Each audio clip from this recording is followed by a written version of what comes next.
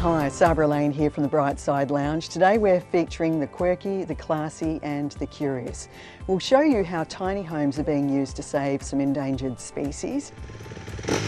We're going to feature a Queensland man whose story has to be seen to be believed. He's a bike rider. Now why that's a curious story, you're just going to have to stick around and see.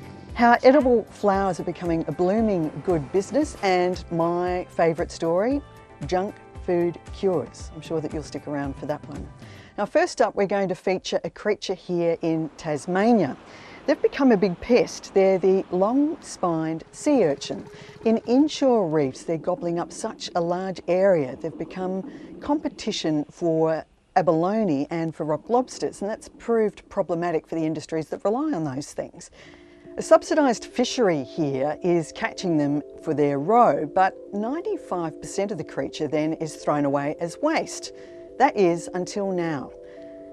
Some people have come up with a way to reuse that waste, and it's become quite a valuable resource for farmers and potentially home gardeners.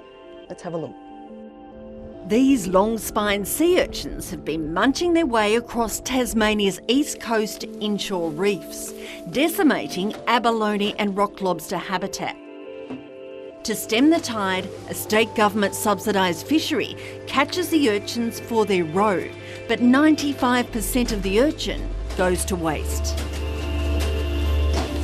The idea for this project really stemmed from going and working with the commercial industry, the processors, and just seeing tons and tons of waste being dumped and being dumped at their expense. And I thought there has to be a better solution here. Agricultural scientists are using what's left of the urchin as fertiliser and testing it on sunflowers. So far, the results are promising. As you apply more fertiliser, we're seeing increased plant growth, and we're also seeing that the sunflowers themselves are developing the flower heads faster than our control fertiliser. Now we're just going to pause it here for a tick. That would be fabulous if this turns out to be as effective as researchers say.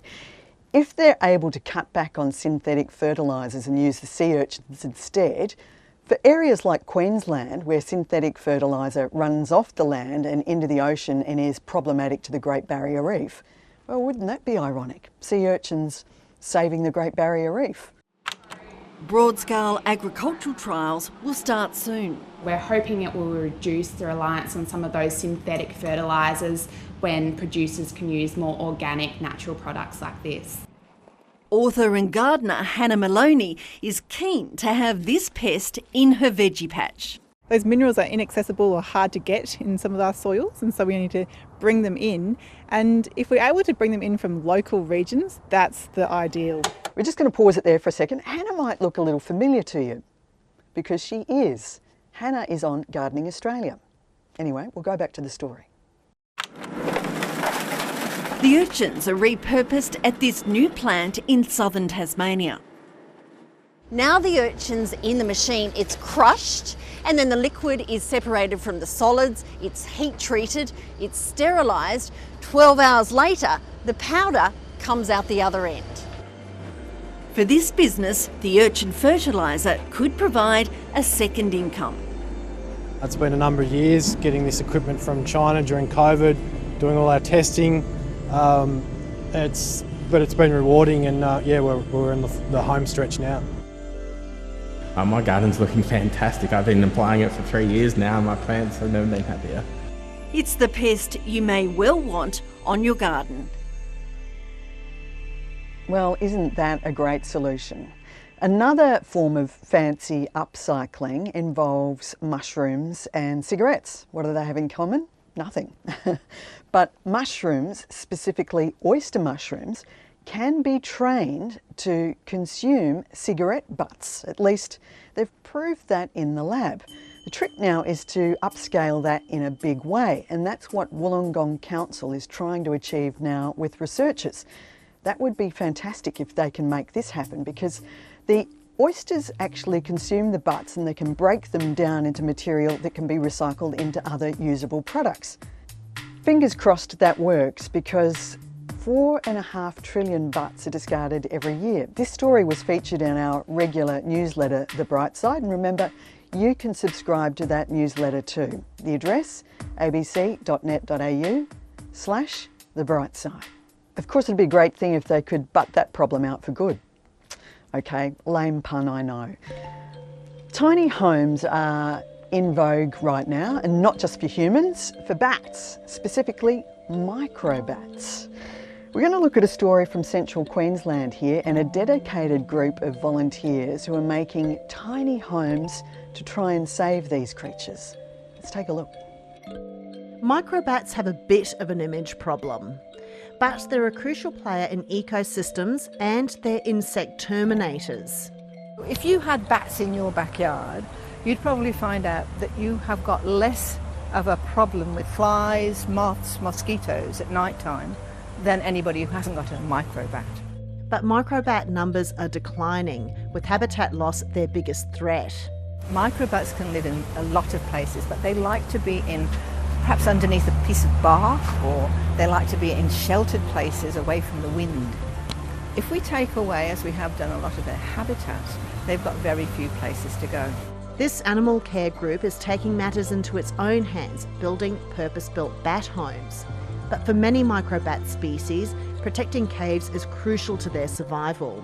Some of them, particularly the ones around Rockhampton, are roosting caves, and they have these very important maternity caves where females from thousands of kilometres around will come in once a year, and they go to a particular cave to rear their offspring. I like this story because it reminds me of my time in Sydney when I lived there, especially in summer. I lived close to some caves, and when the sun went down, you'd see these sort of thermal tornadoes of bats rising into the skies at night as they sort of left to go to the areas where they'd feast on fruit orchards. It was a terrific sight. I'd take visitors there. We'll go back to the story now. But it could be too late for the ghost bat. Its numbers have declined by 80% since the 1990s, when mining destroyed a number of caves at Mount Etna in central Queensland.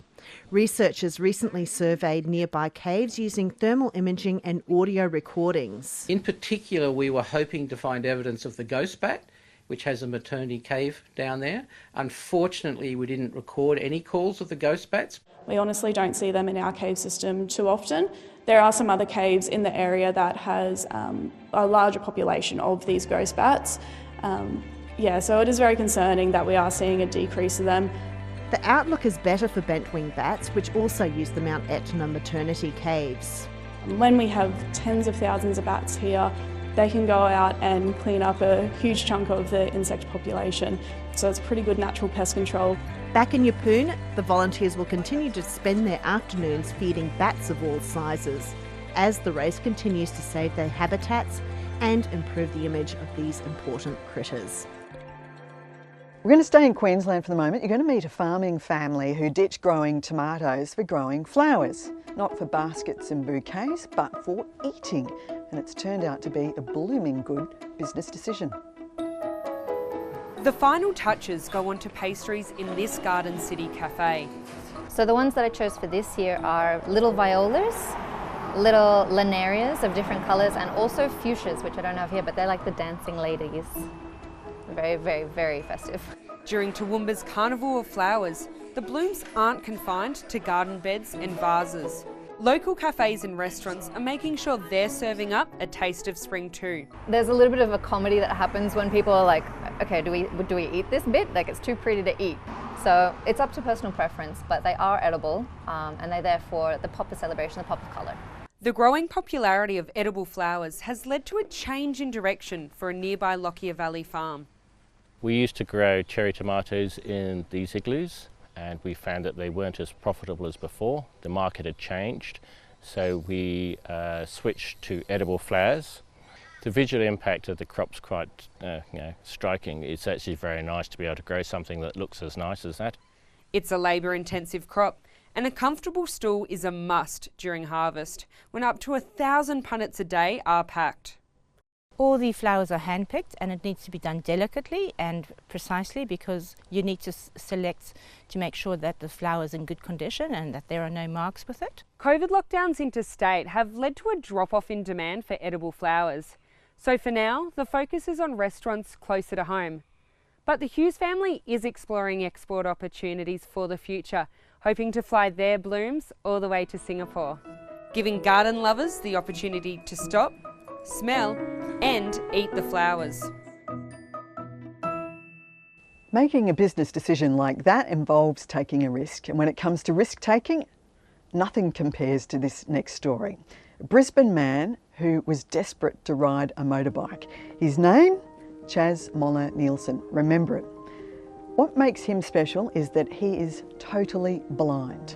That's right, a blind man riding a motorbike. He was desperate to do it in a legal manner and get his licence. Chaz Moller Nielsen is gearing up to get behind the handlebars. It's his favourite time of the week, but born totally blind, he's had to fight to ride. The retina isn't formed properly, it's scarred, not connected to the optic nerve, which basically left me totally blind. And people said, it's too risky, you can't do it. Undeterred, he searched for a solution. And now makes his way around the track with the use of a navigator who rides behind him and relays instructions through a headset in the helmet. A bit tighter left, straight ahead, left hand turn, 3, 2, 1. Straighten up. He knows what to do, he knows how to ride, so I don't tell him what gear, how to brake. I just say he needs instructions of where he is. It feels like freedom. It surely does feel like freedom. I used to ride a scooter. I had a licence to do it. I tell you what, it was challenging for me to stay upright. I ended up giving the game away, and that's why I absolutely dips my lid to him. That's the feeling actually I get, to be honest. Freedom, joy. It was a shaky start for Chaz just 6 months ago, but his confidence is now in a different gear. Chaz is the first blind person in Queensland to receive a recreational dirt bike licence, and he's determined to get others on 2 wheels. Like Helen Boardman. The 59-year-old is slowly losing her vision. She has just 2% left. What I see is only central with holes in it. So I might see some things there and then it's gone. Today is just her second time around the track, and the feeling... Woohoo! Go, Helen! The next step for Chaz is establishing a club. Don't listen to the people that say no. Don't prove yourself to the people who say no. They've already made their mind up. If anyone's going to do it, it'll be Chaz. I just love that quote. Don't prove yourself to those people who say no, because they've already made up their mind. Well done. Now, from riding bikes to getting a tattoo. I know that's a really popular thing to do. And no, I don't have any tattoos. For some, they're a joyful form of expression. For others, they can become a painful reminder of a past traumatic relationship or even of a criminal record. But when it comes to getting them removed, the cost can be very prohibitive. We're going to go to Adelaide now and to a woman who's doing that for free, and her story's inspirational. After 4 years in jail, James Cully's ready to move on from the life that got him there. I let a lot of people down going in, and I lost a lot of time, so I made that decision pretty much after that year mark that I wasn't coming back. He says when he gets off home detention in around 18 months, he'd love to start coaching junior soccer. But first, he wants to remove some facial tattoos to make the goal more achievable. So I'm more approachable, I guess, even by the parents. It will feel a bit like a sunburn there. If it wasn't for tattoo removalist Amanda McKinnon, he couldn't afford their removal. It's hard enough. I'm trying to save up, for other things like a car in my own place, so putting money aside for something like this is not an option. Amanda's Fresh Start program selected James to get his face tattoos removed for free, and he's not the only one. In fact, it was a domestic violence survivor that sparked the initiative. She actually had something quite offensive tattooed on her that was forced to be tattooed by her partner, and was in a position where she couldn't afford tattoo removal, had young kids growing up, was in a safe house. Amanda says forced tattoos as a result of domestic violence are common. They might have been forced to get their partner's name or something offensive, or we have even seen tattoos on the face and the arms that are sort of just like scribble-like, just so no one else would be able to fall in love with that person. Program participant Gemma, who's chosen not to be identified, is removing her back tattoo because of its link to a traumatic incident a decade ago. I was attacked from behind and dragged behind a shopping complex where I was sexually assaulted. She says she's constantly asked about the tattoo, which she got in the aftermath of the incident. It does draw a lot of attention and conversations that I don't really want to have, and that's just why I would really like it gone. While the program's expanded to removing racist tattoos and radiation tattoo scars, it's self-funded, and Amanda says she'd love to broaden its reach. What a fantastic initiative. Now we're going to have a look at medicine. Many of the drugs that we take these days have their origins in plants. For example, metformin, a drug used to treat type 2 diabetes, has its origins in French lilac. Now, some scientists in Queensland are trying to re-engineer plants to deliver medicine, which could be safer and cheaper. Let's take a look. Tucking into some chips without piling on kilos sounds fanciful, doesn't it? Got your attention now? What we've done is we've discovered a receptor in the brain that controls appetite. Bioscientists at University of Queensland then found a drug-like peptide from an African plant and modified it to interact with that receptor. We'd now like to put that molecule into potatoes so that you could have your French fries and not worry about the consequences. Sounds like my dream. Their edible plant research is also leading the way in pain management, thanks to the highly venomous Queensland cone snail. It turns out that that's a very potent painkiller, and we've now engineered that painkiller to be put into a tobacco plant. Lead researcher Professor David Craig says this allows them to grow the pain-killing medicine in plants by modifying DNA. The other thing that we could do is deliver through herbal teas. It's called biofarming. Nature's producing these molecules naturally. If we've re-engineered them to be anti-cancer drugs or anti-obesity drugs or painkillers, why not use plants as biofactories? And since we're planning to produce this in plants, it should also be cheaper to manufacture as well as being environmentally friendly. Professor Craig has invested decades into this research, travelling the world collecting rare plants with these stable mini circular proteins. The researchers have literally come full circle from discovering drugs in plants to making drugs in plants, but clinical trials are still at least 5 years away. Research like this that shows some promising results, early results, can actually help us provide some hope for the future. It's wonderful that we can look to foods to heal. The key is not to sort of see it's like the magic bullet that you can overeat or eat anything just by taking something that, even is from a food source. Sunflower and soybean plants and a common weed in the cabbage family are some of the other lab rat plants they're hoping to one day turn into biocures. Fingers crossed that works. Safer, cheaper and a tasty cure in my view. Now remember, if you want more BrightSide stories, you can check the iView collection, you can subscribe to our newsletter and follow us on Instagram. Until next time, thank you for your company on the Bright Side. You can find more ABC stories looking at the bright side on the left of your screen. We're not just talking about the problems, but the solutions to those problems.